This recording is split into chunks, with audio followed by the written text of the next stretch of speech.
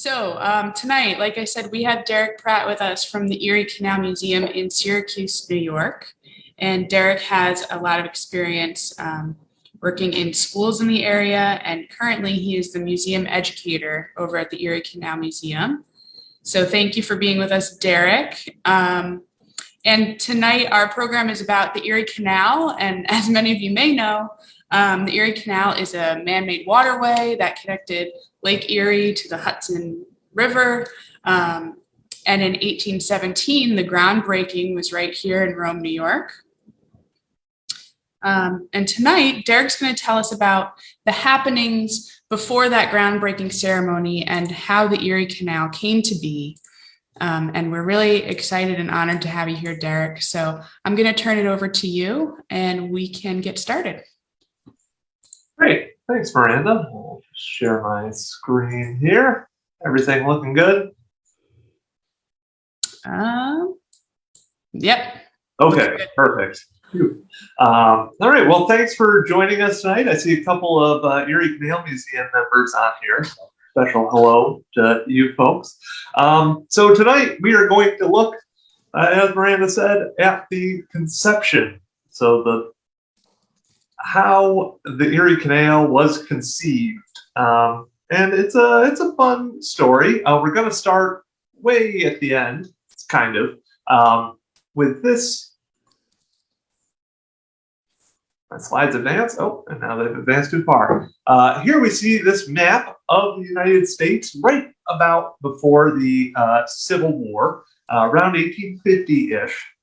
And we can see all of the major, or most of the major canals across the country. You can see there is this giant interconnected network of artificial waterways connecting the Atlantic to the Great Lakes and also to the Ohio River and the larger Mississippi River system.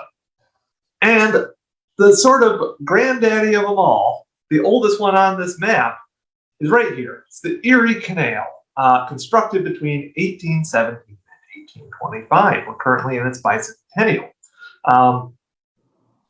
So this canal transformed New York State, transformed America. And this is just one of the many ways it did. You'll notice some of the big cities that you might recognize at the ends of these canals, not an accident either. It's all part of this story. However, an important thing we have to do is ask a couple of questions. Specifically, this talk is going to look at two questions. Why was the Erie Canal built in the first place? And how did that happen? How did New York State come to build this transformative waterway? If you've, been alive, obviously, you know that change takes time. It is not an automatic thing, and this certainly took some time. So we're going to look at the almost 100-year kind of story of people thinking about improving New York's internal waterways. So we're actually going to go way back to about 20,000 years ago, I believe it is. The end of the Ice Age. So as the glaciers receded, they left behind some large lakes with the water. And notably, as I'm sure you know, on the East Coast, there's the Appalachian Mountain chain stretching from Georgia all the way up into Canada. That water was sort of trapped. The ice sheets were still over the current drainage of the Great Lakes, the St. Lawrence River Valley, so the water had to find another way out. And here is one of those ways out. You folks in Rome, I'm sure are familiar with this, what this geologic area is. That is the Mohawk River Valley. There's also the Champlain River, Lake Champlain kind of valley. Incredibly important transportation route. Only places between Georgia and Maine that are under 500 feet in elevation. It's a perfect transportation route if you want to get from the Atlantic Ocean to the interior of the continent. And here's a more close-up map of what that area sort of looked like. For centuries, the indigenous people of New York, most recently the Haudenosaunee, have used this water route as a vital trade network. And when European settlers arrived in the Mohawk Valley and in what will eventually become New York State, they also use this pathway. So you can see, you can take the Hudson River up, take the Mohawk, all the way up to here, what on this map is labeled Fort Williams. That's eventually going to become sort of Fort Stanwix, as you might be familiar with. Then you would have to carry your boat. So Rome is about where the Mohawk River starts turning north into the Adirondacks. Not particularly useful as a waterway anymore for transportation. You would carry all your goods and boats overland to Wood Creek, this tiny little stream, from what I understand. Take that into Oneida Lake, and then from there, in the Oneida River, you either go up the Oswego to Lake Ontario, the rest of the Great Lakes, or down the Seneca River, not on this map, to the Finger Lakes. So what I've described is already a fairly circuitous route. We've already talked about having to move your boat, carry it a whole mile with you, but there's a lot of other obstacles as well, especially along the Mohawk. You'll see where pretty much most of these settlements are, those are some of the bigger challenges. You've got waterfalls at Little Falls and near Schenectady, and at rapids like at German Flats. You're going to have to take your boat out and around those obstacles numerous times. It is not the most efficient route, but it is much better than moving overland nonetheless. But it's also why, for instance, in Rome, you have places like Fort Stanwix and Fort Bull. They are protecting these important choke points in this crucial transportation network. So the first person to enter our story about conceiving the canal is this gentleman, an Irish fellow by the name of Cadwell Colden. He is a fascinating person. He's eventually going to be the acting general of New York at one point as the revolution is brewing. But we want to look at his early career here in the colonies. Colden is the surveyor general of the province of New York. And in 1724, he is going to be tasked with exploring the western portion of New York and kind of surveying it and reporting on it. Not like a formal survey, but checking it out, reporting back to the king's government what he has found. And remember, New York back then, western New York extended much farther than it did. He got all the way to about Lake Michigan, from what I understand. In his report, he writes back and he recommends that the British colonial authorities invest in improving their internal trade networks. This time, the fur trade is booming, and a lot of those furs are coming from the Great Lakes Basin. Colden sees this, says, hey, we need to improve these waterways somehow, or else all these lucrative furs are mostly going to head up the easier pathway, which is the St. Lawrence River, up to French-held Quebec. British authorities, though, not particularly interested in this proposal. New York is kind of a colonial backwater for them, especially upstate New York. So they're going to ignore it, and the French are going to take over the fur trade until, of course, the 7 Years' War. So Colden's kind of ignored for the most part. Things really start to move, though, once the new nation of the United States of America is established, right at the end of the Revolution. As George Washington's waiting for the British to surrender in New York City, or leave New York City, more accurately, he's going to take a tour of upstate New York, examine its waterways. And he is impressed by what he sees. In fact, he even writes to Thomas Jefferson at one point, like, hey, New York has these great, like the Mohawk River Valley is incredible. But remember, Washington is a Virginian who is also writing to another Virginian. We really have to work on improving the Potomac Valley so Virginia can remain the preeminent state in the Union rather than New York economically.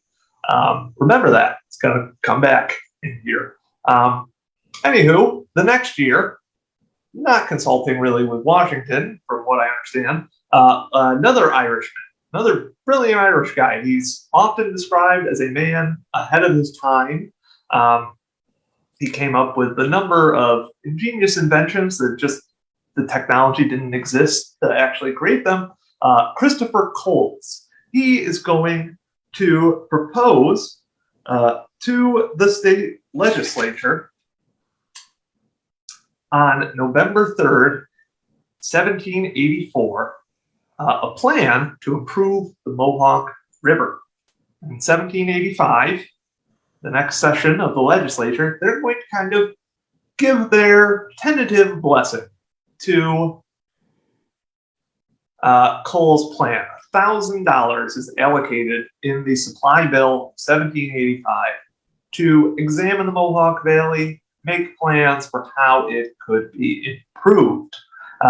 Nowadays, people are often like, oh, $1,000 must have been a fortune back then. I mean, it was a good amount of money, but it wasn't enough to accomplish this work. And Coles's plan is really not going to go anywhere. So next entering our story comes this gentleman. Revolutionary extraordinaire. He's friends with folks like Ben Franklin. It's a guy by the name of Elkanah Watson. He also happens to be friends, or at least acquaintances, of George Washington. And in 1785, Watson goes to visit Washington at Mount Vernon. Accounts I've read, he might not have been the most welcomed house guest on the planet, but nonetheless, George was a good host. So they ended up talking about something that was of mutual interest to them both: internal improvements, or what we would probably call today infrastructure projects. So roads, bridges, and at this time, canals is the topic of conversation. We'll probably talk a little about Washington's 1783 visit to upstate New York, and the wheel starts spinning in Watson's head. He begins thinking about how can we improve the internal navigation of our new nation. And he lands on New York State being the perfect locale. And in 1791, he proposes to the state that they should again try to check out the Mohawk Valley, see how they can improve it. And on March 24th, 1791, the state authorizes a survey of the Mohawk. And that survey is going to come back with some positive results. And as a result, Watson is going to, in part, form the Western Inland Lock and Navigation Company. The next year, in 1792, it gets its charter from the state legislature that year. This is going to be a private company. Now, Watson, as all good revolutionaries are, doesn't have a lot of money. So this private company, it can't really go anywhere if it's just Watson doing this. So he enlists the help of one of the richest and most influential men in New York State. A guy who in the play Hamilton is described as Philip Schuyler. The man is loaded. That's Philip Schuyler, Revolutionary War general, scion of a very prominent Dutch New York family, father-in-law to Alexander Hamilton, etc. He is going to sign on to this project. He becomes the Western Inland Lock and Navigation Company's president. He's able to get his rich friends and relatives to also invest money in this corporation. And Schuyler, having visited Europe before and having served in the military, so he has some engineering training, but people quickly realize, like, hey, Phil, you're kind of the most experienced engineer we've got in New York. It seems like you know the most about canal technology. You know more than most of us. So he also starts out early as an engineer, kind of leading the works on the building of locks around Little Falls, especially. However, Schuyler is getting up there in years. He is going to pass away in the 1790s, I believe.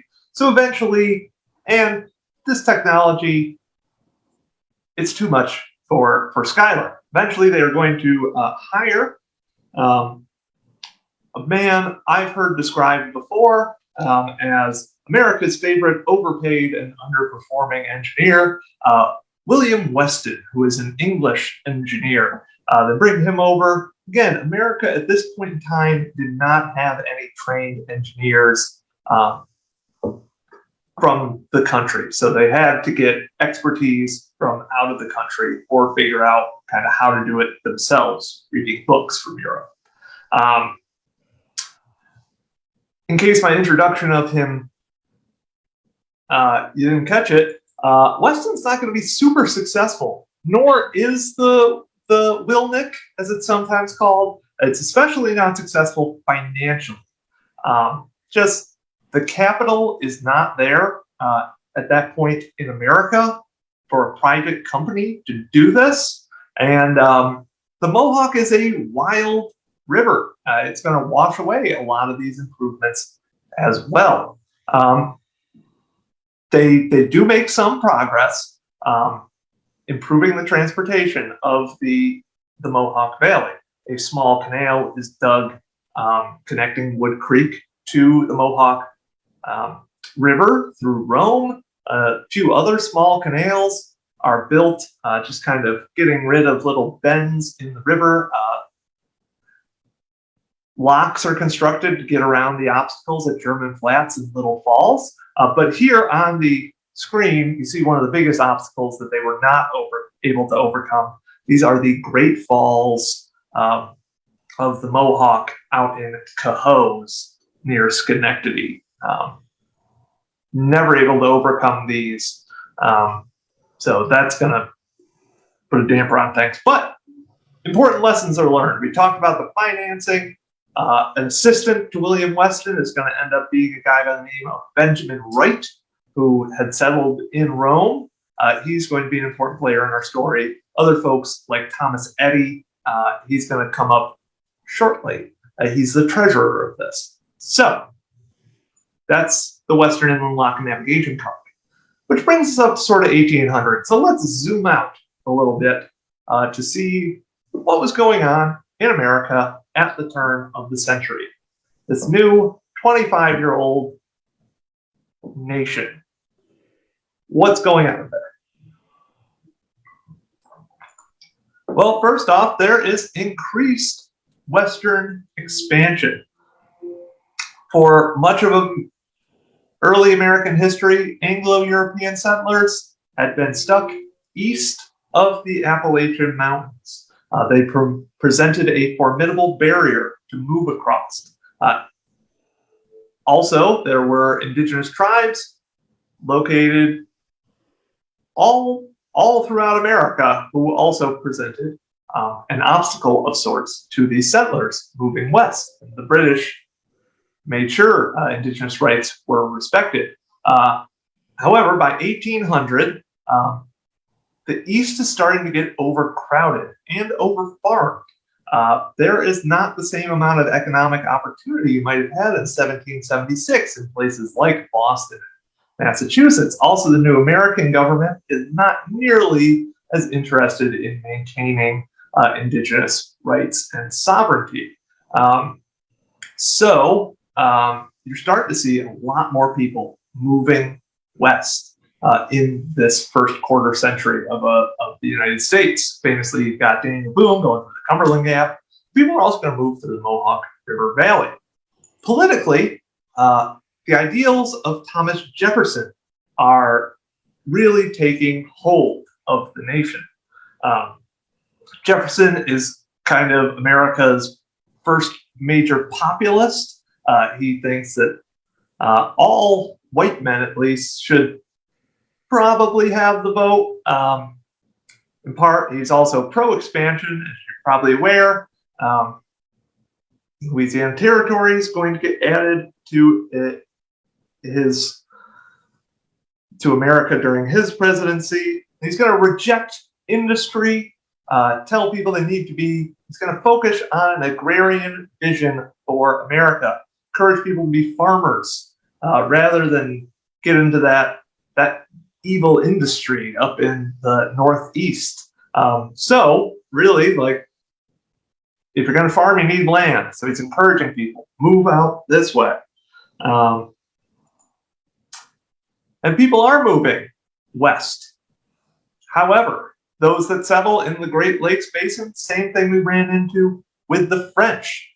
They are going to be shipping their goods on the easiest, most profitable way they can. And in many cases, that is up the St. Lawrence. So America is losing out on this lucrative trade. The divide caused by the Appalachian Mountains is also causing just a social and political divide between the East Coast and the West Coast.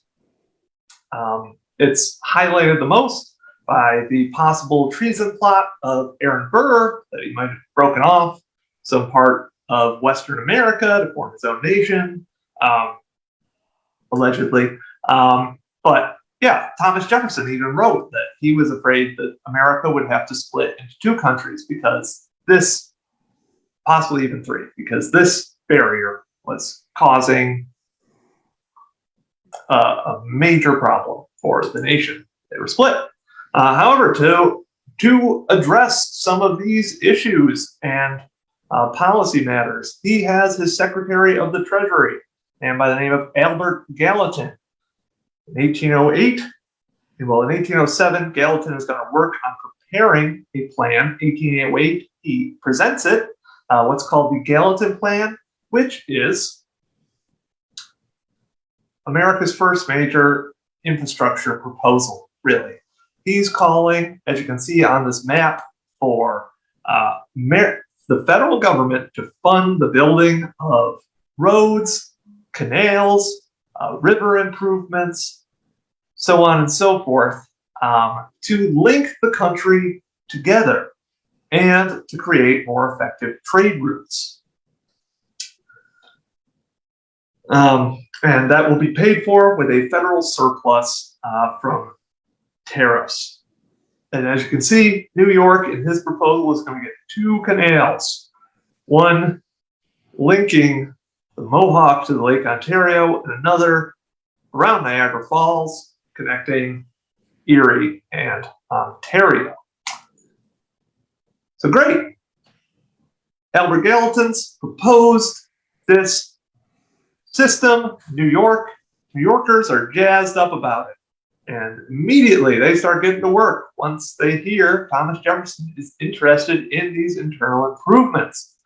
Really starts, oftentimes, the canal story starts with this man, sometimes is often credited with coming up with the idea of what will become the Erie Canal, though hopefully you've seen the ideas were percolating already. In 1807, this gentleman by the name of Jesse Hawley, a grain merchant in the Fingers Lakes region, he's going to be arrested and thrown in debtor's prison for not paying his bills on time.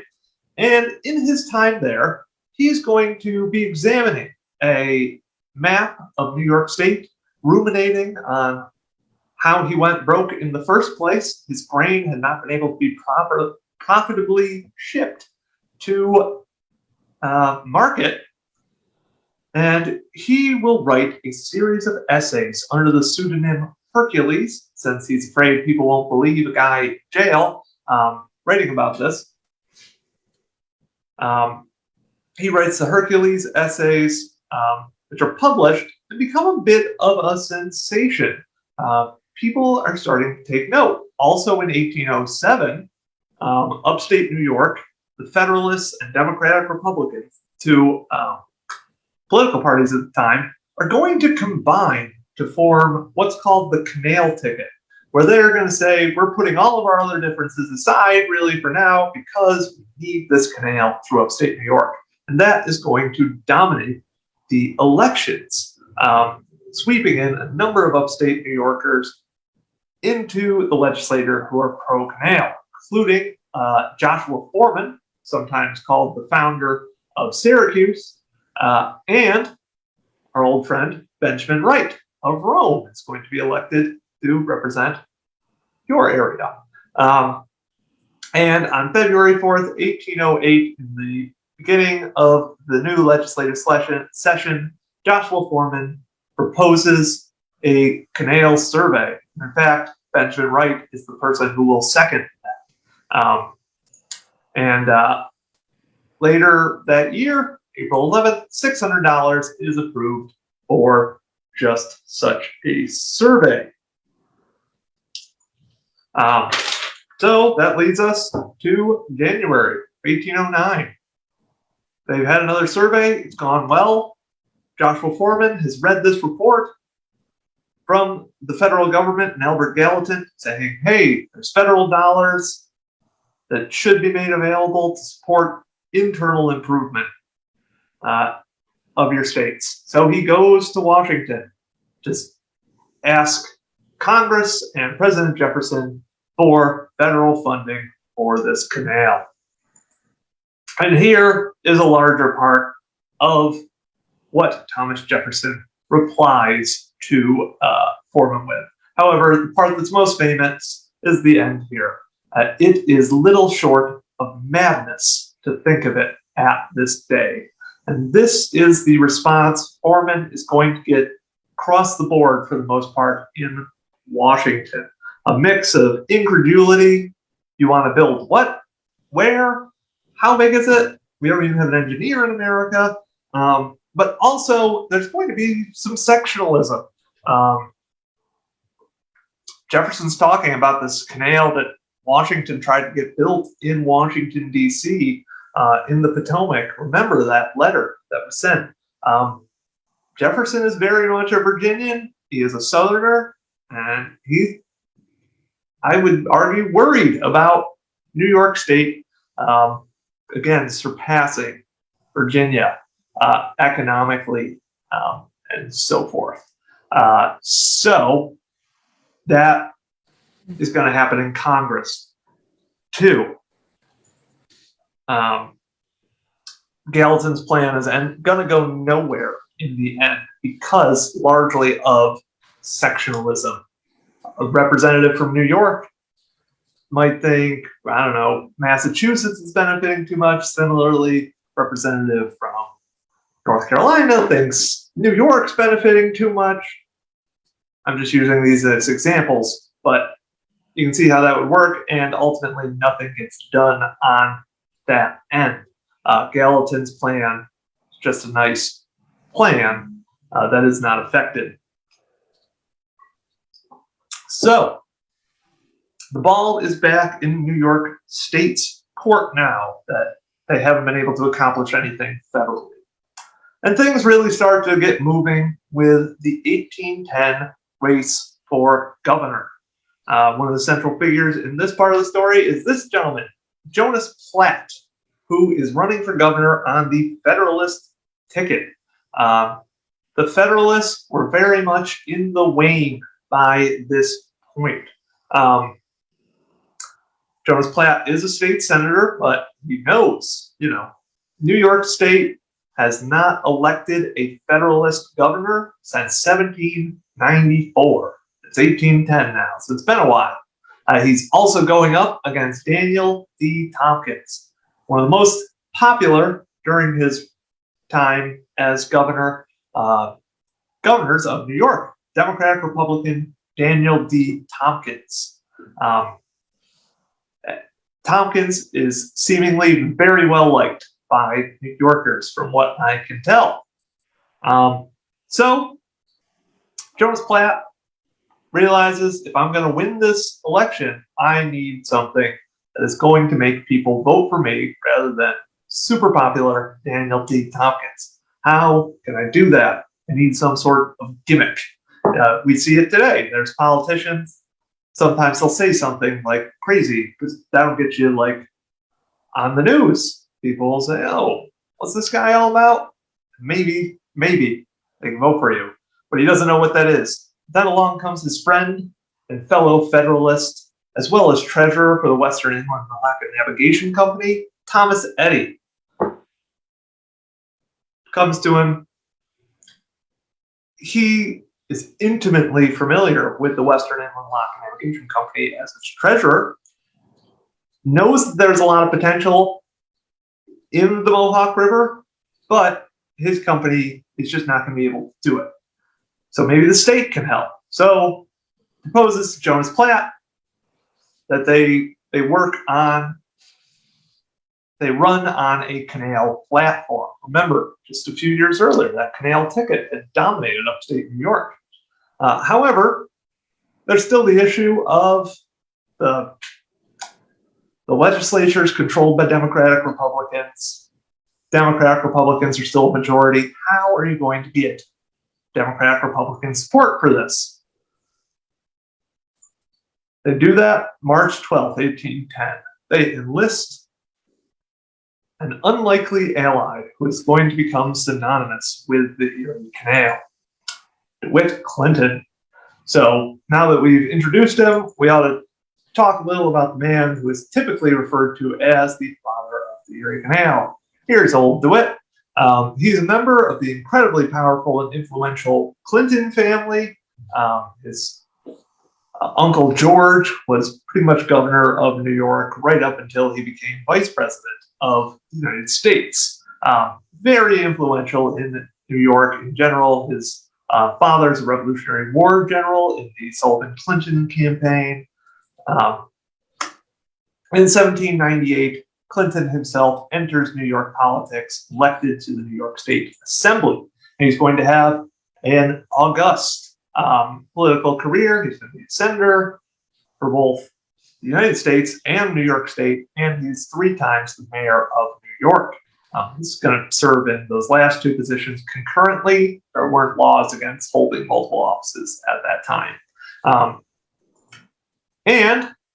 As a result of his familial connections and his own political instincts, he is a kingmaker in the New York State Democratic Republican Party apparatus.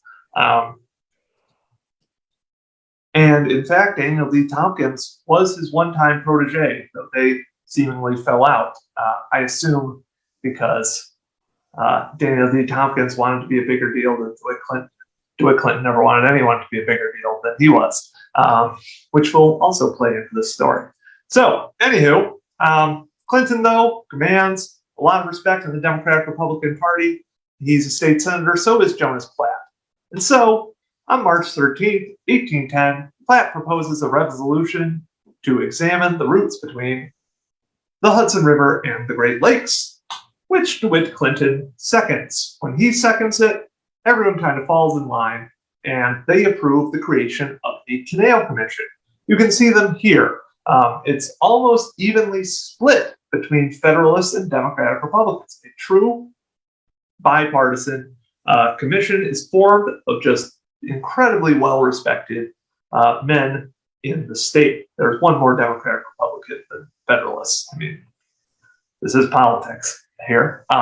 So those folks on the commission, on July 2nd, they will begin their grand tour of upstate New York, doing what is stated here, examining the routes between the Hudson and Great Lakes. That tour itself could be a whole nother talk. I won't get into it too much, only to bring us up. It's pretty successful, though. The canal commissioners come back convinced that a canal is possible. And over the winter of that year, they are going to write a report. On March 2nd, 1811, the first report of the canal commissioners is submitted to the New York State Legislature. That is going to be written by Governor Morris. Governor Morris wrote he made the wording for the Constitution. So when you write the U.S. Constitution, you're stuck writing everything else for the rest of history. He was also the president of the commission, having had such a long and storied career already. That report does something very important. It recommends this route all the way to Lake Erie, rather than what was in the Gallatin plan of the two separate canals, one for each lake. Though Morris will also controversially include recommendation for an inclined plane canal. So essentially one long continuous slope downhill from Buffalo or Lake Erie to Albany. This is highly impractical, as people will figure out. That summer, rather than just having these, rich politicians kind of traipse about upstate New York, they actually hire some real people with surveying knowledge, at least.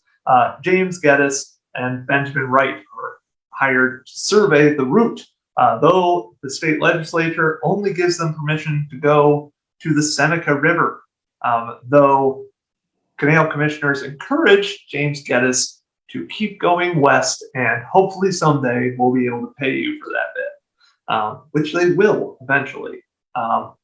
And they're going to recommend from their surveys a locked canal rather than an inclined plane. Geddes will also, I believe, on this trip discover that, yes, it is possible in Western New York to hopefully be able to get across there with a canal. There were a few geographic barriers that might have existed. Morris kind of relents to the pressure from all the other canal commissioners want a locked canal. These surveyors are recommending it. He relents. It's often portrayed that this is kind of what forces him off of the Canal Commission, but he was going to die about a few years later, and he's going to resign shortly afterwards. But in the meantime, he and DeWitt Clinton are going to travel down to Washington, D.C. to meet with a new president. From the same state, though, as Thomas Jefferson. December 21st, they end up in Washington, have an audience with President James Madison, and on December 24th, Madison delivers a speech to Congress that is very much in favor of the federal government funding internal improvements.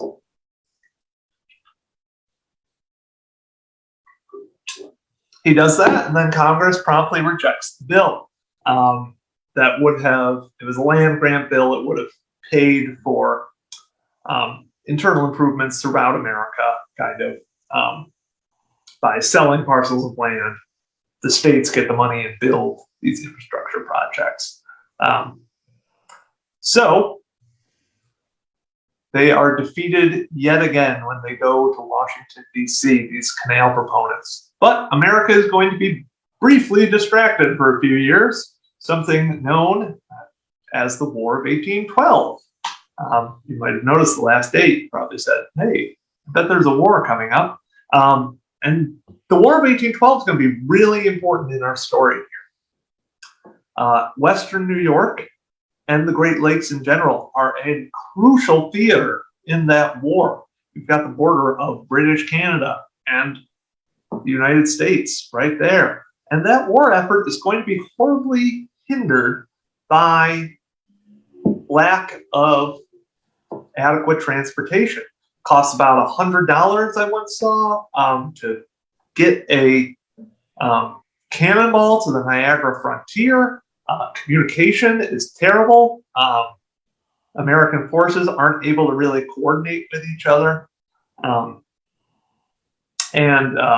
Luckily for the United States, the British are having the same problems in Canada. Clinton, you'll recall, I said Clinton wanted to be he wanted to be in the room where it happened, as the play Hamilton would say. He wanted to kind of always be the center of attention, and ultimately He loved power, and he sees in the War of 1812 an opportunity for that. We already saw him ally with Jonas Platt and the Federalists get this canal bill passed in 1810. He is again going to ally with the Federalists and peace Democratic Republicans and run as the peace candidate. So he will get America out of the War of 1812. They probably weren't calling it that at that time, now that I think about it. But he's the candidate for peace, and he almost wins this bid against James Madison. Only Pennsylvania, that goes to Madison, and thus goes the election to Madison. So that's not great for Clinton. Fellow Democratic Republicans are going to view him as a traitor. Americans are going to, by the end of the war, view Federalists as traitors after they consider secession at one point in the New Hartford Convention. And things keep going poorly for the canal during this time. I will note that this is the only time where the Western Inland Lock and Navigation turns a profit. They're able to squeeze the American government as it tries to, facilitate a war for all that's worth. But anyway, Daniel Tompkins, who I said before, not great friends with DeWitt Clinton. He's very much anti-canal. He gets the Canal Act rescinded in 1814. Also in 1814, Clinton is not going to be reappointed mayor of New York City. It's the first time, really, since 1798, where he is not in a political office. Though, ultimately, the war is going to prove positive for the canal, because when America doesn't lose the war necessarily, they stood up to the British. There's this wave of patriotic and nationalistic support. And look what a free nation can do with our Republican and Democratic ideals.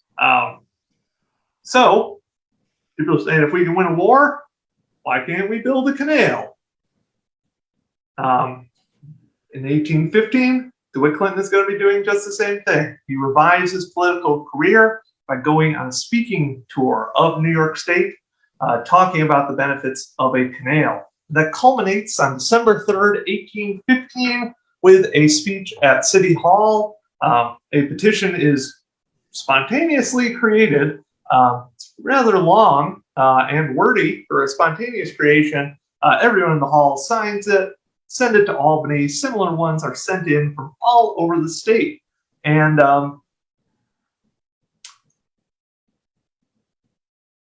there is a lot of buzz around this canal project, so much so the New York State Legislature has to respond to it. However, Daniel D. Tompkins is opposed to this, as is a young, here's Daniel D. Tompkins, up-and-coming New York State politician, the Wizard of Kinderhook, Martin Van Buren. He also is opposed to Clinton in most cases. He sees this Canal Act, he's mainly concerned about Clinton becoming too powerful and eclipsing him. So he is going to oppose this Canal Act as well. The canal's too popular, though. They have to do something. So a toothless 1816 Act is created. They can't give any funding for this canal. They can't dig it or anything. But it authorizes another survey. By this point, they've done enough surveys. So then we get to the critical year, 1817. It begins with good news for the canal folks and good news for Daniel D. Tompkins. He has been elected vice president, James Monroe, so on February 24th. He resigns. Unfortunately, that is followed up. Last thing that James Madison does in office is he vetoes something called the bonus bill. Another one of those bills that would have funded federal infrastructure projects. He says it's unconstitutional. He should know. He wrote it in part. So he vetoes that, kills the possibility of federal funding for this project. So New Yorkers see that if they want to get this canal built, there's still a lot of support in 1817. March 19th, an act is proposed to finance a canal between Rome and the Seneca River. And on April 10th, that bill will pass the Assembly. But you know how these things go? When bills are passed, they don't move all that quickly. We go to the last day that the New York State Legislature is in session. The Senate has yet to vote on this bill. So on April 14th, the bill is read to the Senate. At 10 a.m., the Senate returns an amended bill to the Assembly. So they've added a few things to it, taken a few things out. The Assembly sees it, reads it, says, okay, this looks all right. They send it back to the Senate, where it is again read. A man by the name of Josiah Ogden, who is a canal opponent, proposes sending it to committee, which everyone in the room knows would kill the bill. If you've ever been on a committee, you know how efficient those are, typically, especially when they're in government. But people are outraged. Ogden's motion is defeated, and the Senate approves the Assembly's amendments. Yes, Assembly, fine. They return the bill to the Assembly. And at 11:45, what might kill the bill, the Assembly, for some reason, I can't figure it out, said, actually, that amendment we put in, or whatever wrote into this, we don't want it anymore. We do not want to buy the Western Inland Navigation Company. And they send that bill back to the Senate. At which point, Martin Van Buren, one of the greatest politicians in American history, he has been reading the political winds, sees that the canal is as popular, if not more so, than it was the year before. And he's not going to be dragged down as an opponent of this incredibly popular bill. In fact, he wants to be viewed by New Yorkers as a sort of savior for this popular program. And he delivers an impassioned pro-canal speech, which gives everybody in his voting bloc permission to vote for the bill. And as a result, the Senate, at the last second, more or less, is going to pass the bill 1312. So it has now passed both chambers of the legislature, and it's on its way to becoming a law. Nowadays, the governor would have to sign it or veto it. However, at that point in New York history, bills went somewhere else. Something called the Council of Revision, which was made up of 4 men. 2 people were very confident were pro-canal, our old friend Jonas Platt and Joseph Yates. 2 others were believed to be against the canal, James Kent and Smith Thompson. Now, of course, you can't have a 2-2 split. That's not going to work well. So the ties in the Council of Revision were going to be broken by the governor, and by the name of John Taylor, who had replaced Daniel D. Tompkins, but who was also Daniel D. Tompkins' protege. Unlike the Clinton-Tompkins relationship, Taylor and Tompkins are still on good terms. Taylor is against a canal bill. Almost seems like it will spell the doom of the canal. Platt and Yates are told by the pro-canal faction, stall as long as possible. Who knows? Maybe something will happen. And then something does happen. Vice President of the United States, Daniel D. Tompkins, who hadn't gone down to Washington yet, storms into the room and tells the Council of Revision they must vote down this bill.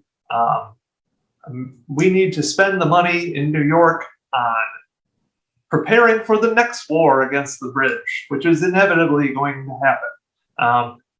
However, he horribly misplayed his hand because of this man, Judge James Kent. He had lost a son in the War of 1812, was virulently anti-war, and he delivers a statement that I think is one of the nobler and braver statements made in American political history. If we are to have a war or to have a canal, I am in favor of the canal, and I vote for the bill. So there you have it.